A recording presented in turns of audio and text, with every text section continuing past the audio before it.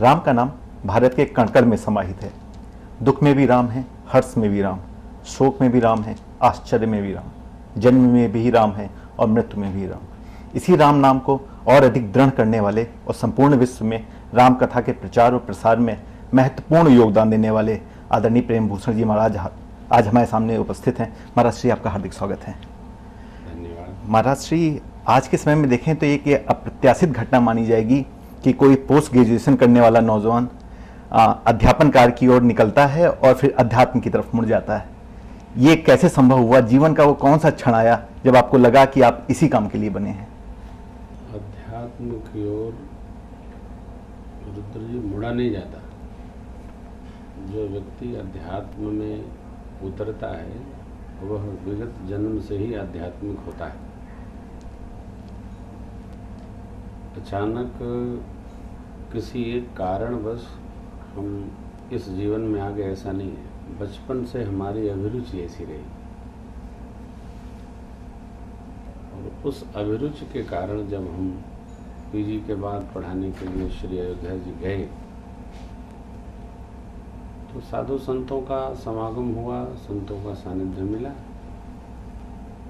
तो वस्तुतः मैं अध्यापक ही रहना चाहता था जी। और अविवाहित रहना चाहता था।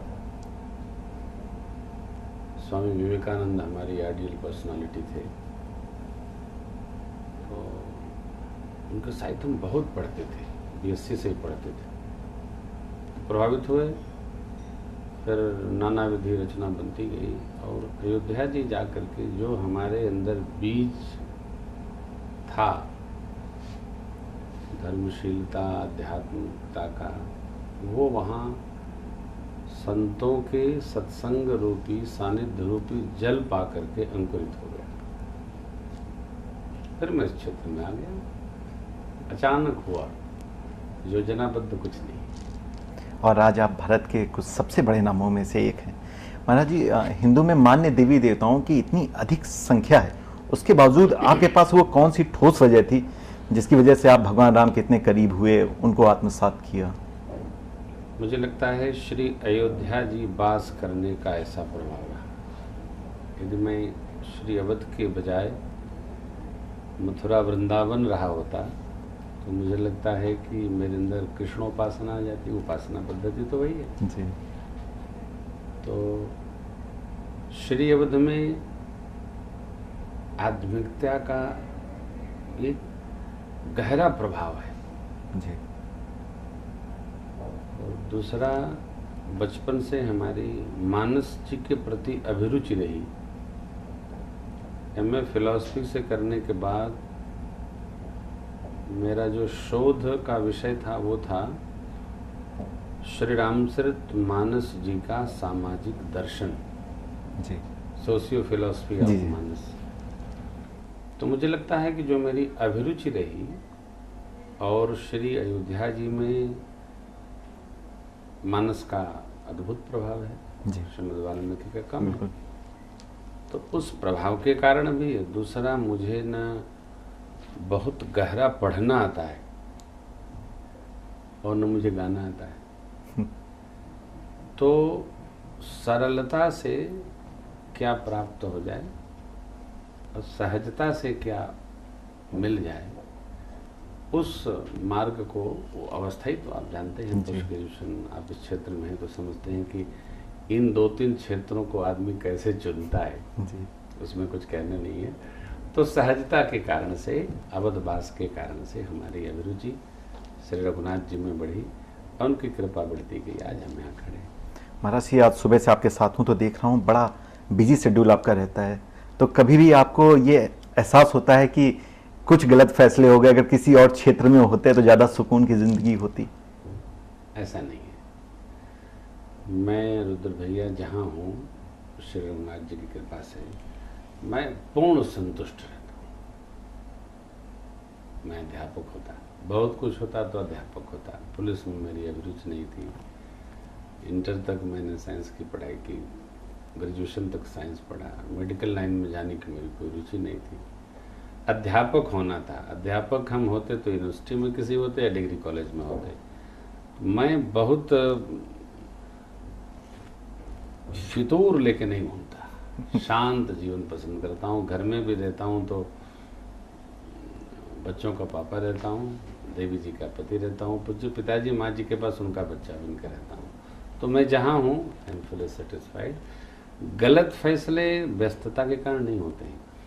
आदमी के दिमाग में जब बहुत सारे पेंच उपस्थित होते हैं तो गलत फैसले करता है। महाराज जी, भगवान राम का नाम हिंदुस्तान में बहुत ज़्यादा आस्था का केंद्र रहा, लेकिन साथ ही साथ अगर आप देखें तो एक विवादों में भी लगातार रहा। भगवान राम के चरित्र पे लगातार आक्षेप होते रहे, चाहे वो सीता माँ का परित्याग हो या अग्नि परीक्षा जैसे निर्णय हो।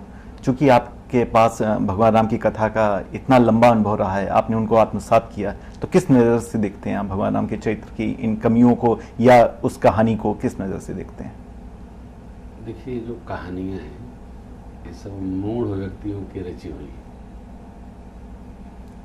दो स्वरूप मान लीजिए भगवान का, एक तो भक्तों के भगवान हैं तो भगवान निर्दोष होते हैं जी, यदि वो सदोष हैं तो भगवान नहीं। बिल्कुल। भगवान उसको कहते हैं, भ माने भूमि, ग माने आकाश, व माने वायु, अ माने अग्नि, न माने नीर। 5 तत्वों पर जिसका नियंत्रण है वो भगवान है। तो जो जी नहीं रहा है, जो राम जी को ठीक प्रकार से नहीं जान, जैसे इतिहासकार हैं, इतिहासकार बचे नहीं, रहे नहीं। अर्थ के लोभ में राम जी की निंदा करा लीजिए, कृष्ण भगवान की निंदा करा लीजिए, सीता मैया की करा लीजिए। अरे भाई, जो राम जी अपनी पत्नी को हरण करने पर रावण को समूल नष्ट कर डाले, वो परीक्षा क्या लेंगे? श्री रामचरितमानस में सीता मैया का परित्याग प्रसंग ही गोस्वामी जी नहीं लिखते हैं। आपने कहा ना, इसलिए श्री रामचरितमानस सर्वमान्य ग्रंथ है। जी। माता का परित्याग हुआ ही नहीं। आप अपनी पत्नी का परित्याग कर सकते हैं क्या? तो जिंदा कैसे रहेंगे? ये तो तथाकथित इतिहासकारों की वो कहानी जो आपने कहा ना, कहानी का निर्माण है। किसी तरह रोचक बना दो, किसी तरह भगवान को कलंकित कर दो। अरे भाई, मूल में कुछ नहीं है। तो जो चतुर सुजान लोग हैं, राम जी को कहीं पढ़ लिए, कुछ लिख दिए। एक बड़े विद्वान है नरेंद्र कोहली जी, सब कुछ अच्छा लिखे लेकिन ऐसा लिख दिए कि भगवान रक्षा करे। ऐसा नहीं होता। आप आवरण देख करके किसी व्यक्ति के बारे में कयास नहीं लगा सकते। परमात्मा श्री राम को भगवान श्री कृष्ण गीता में कहते हैं, मैं पुरुषों में श्रेष्ठ पुरुष राम हूं। श्रेष्ठ कौन है? जिस पर कोई लेकिन नहीं है। जी। जिस पर लेकिन है श्रेष्ठ कैसे हो सकता है?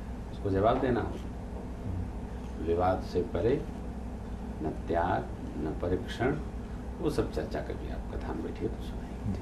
महाराज जी, जैसे दिन के साथ रात असंभावी होता है, जीवन के साथ मृत्यु, हिंदू धर्म में लगातार देवी देवताओं की चर्चा होती रही है, तो क्या भूत जैसी किसी परिकल्पना पे आप विश्वास करते हैं? क्योंकि गांव में अभी भी ये बड़ी मानसिक समस्या के तौर पे जाना जाता है। नहीं, भूत परिकल्पना नहीं है, एक योनि है। 4 प्रकार की योनि है। अपने से उगने वाले, जो पहाड़ों पर उग जाते हैं, उसको कहते हैं उद्भिज। जी। कोई बोता नहीं, उग ही जाते हैं। गेहूं के खेत में एक कोई घास उग जाती है, तो घास किसने बोया? धान के खेत में धान के साथ एक जंगली धान उग जाता है, किसने बोया? प्रकृति ने। जी। प्रकृति ने अपने आंचल में बहुत सारी सामग्री ले रखी है। दूसरा है स्वेदज। सिर में जुआ किसने बोया? घर में चूहा किसने बोया?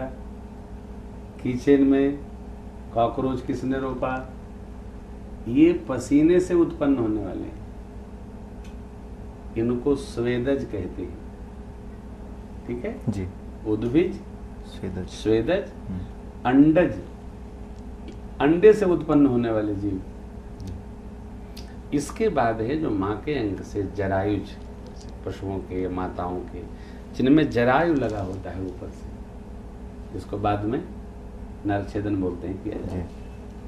ये 4 खानी है।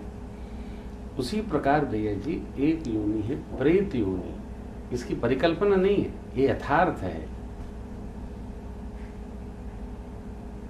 एक्सीडेंट हो गया तो वो प्रेत योनि में प्रवेश करेगा। अचानक मृत्यु जिसकी होती है एक्सीडेंट से, कोई छत से कूद गया, पंखे में लटक गया, उसकी मृत्यु नहीं आई, वो जबरन मरा, उसी को कहते हैं अकाल मृत्यु। जैसे देव योनि है, मनुष्य योनि है, उसी प्रकार एक योनि है प्रेत योनि, जो शिव बाबा के चेला चपाटी है जी। ये है तो भैया जी एक प्रेत योनि है, और यह प्रेत योनि सर्वमान्य है।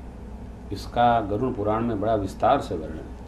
महाराज जी, हालांकि आपका क्षेत्र अध्यात्म है, लेकिन फिर भी चूंकि आप समाज से निरंतर संवाद करते रहते हैं राम कथा के द्वारा, तो भारत देश ने अपने लिए एक नई सरकार चुनी है हालिया वर्षों में। कैसे देख रहे हैं आप, ये सरकार कैसे काम कर रही है, या समाज बेहतर हो रहा है, देश की सीमाएं सुरक्षित हो रही हैं?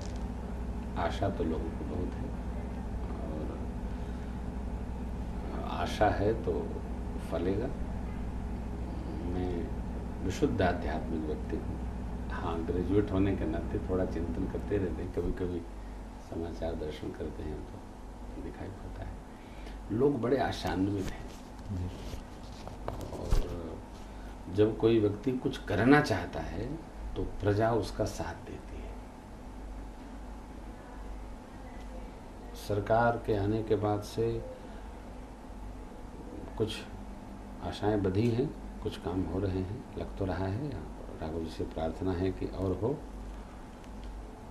क्योंकि आदरणीय मोदी जी गुजरात में जो व्यवस्थागत मेरेकल किए हैं, मैं कई बार गया हूँ जी, तो हम सबको अपेक्षा है कि यहाँ भी पूरे देश में होगा।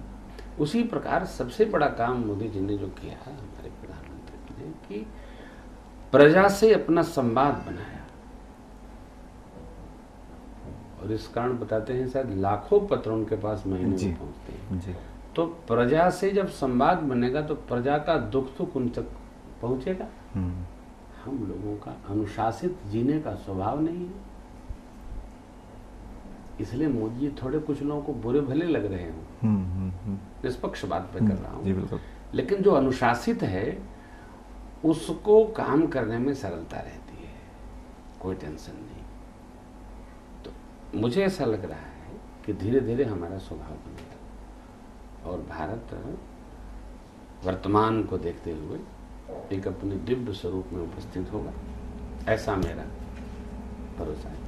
महाराज जी, मेरी व्यक्तिगत सोच है, मैं आपको एक व्यक्ति के तौर पे नहीं बल्कि एक संस्था के तौर पे मानता हूँ कि आपके पास इतना बड़ा अनुभव है। अब जबकि आप हमारे शो में हैं, हमारे सामने हैं, तो मेरा ये पूछना जायज़ है कि आज की नौजवान पीढ़ी के लिए, नई पीढ़ी के लिए आप उन्हें किस नज़र से देखते हैं, या आप अपने अनुभवों से उनको क्या वो मार्ग बतलाना चाहेंगे, वो सीख देना चाहेंगे, जिससे वो बेहतर बन सकें राष्ट्र के लिए, समाज के लिए, अपने परिवार के लिए? 3 बातें अति महत्वपूर्ण हैं। पहला, कोई भी नौजवान विचारों में विकार से बचे। विकार सहज सुलभ है वर्तमान में जी, सद्विचार सुलभ नहीं है, विकार सहज सुलभ है। जैसे देखिए, सामान्य नौजवान का आदर्श कौन है? बम्बैया हीरो हीरोइन जी। लड़कियों का मानक क्या है? आजकल गृहस्थियां लोगों की जो टूट रही हैं प्रतिशत में जी, मानक है वो हीरो जिसका चरित्र नहीं है लड़कों का। लड़कियों का मानक वो हीरोइन है जो खुद चरित्रहीन है। तो युवान पीढ़ी को विकारों से विचार को बचाना एक कार्य है। दूसरा, अपने से श्रेष्ठ में अगाध श्रद्धा रखना, जी। माता में, पिता में, भगवान में, चाचा में, काका में, दादा में, दादी में। तो जब श्रेष्ठ में श्रद्धा होगी तो हम कहीं भटकेंगे भी तो वो जो कहेंगे वो मान लेंगे। तीसरी बात, जब तक लक्ष्य स्पष्ट नहीं है आदमी कुछ नहीं कर सकता है। लक्ष्यहीन व्यक्ति जीवन में कुछ प्राप्त नहीं कर सकता। उच्चतम लक्ष्य रखा जाए और तब तक प्रयत्न करें जब तक वह पास ना आ जाए। 3 सूत्र, ये मेरे जीवन के ही तीनों सूत्र हैं। महाराज जी, उम्मीद करते हैं अगली बार जब आपसे मिलेंगे तो आपके पास और अधिक यात्राएं, और अधिक संतुष्टि होगी और अधिक ज्ञान होगा जो हम लोगों के साथ आप साझा करेंगे। आप हमारे शो पे आए, इसके लिए आपका हार्दिक धन्यवाद। धन्यवाद रुद्र जी, आपको भी बहुत बहुत साधुवाद, आपकी टीम को भी साधुवाद, सबको मेरा स्नेह। जय सिया राम, जय श्री राधे।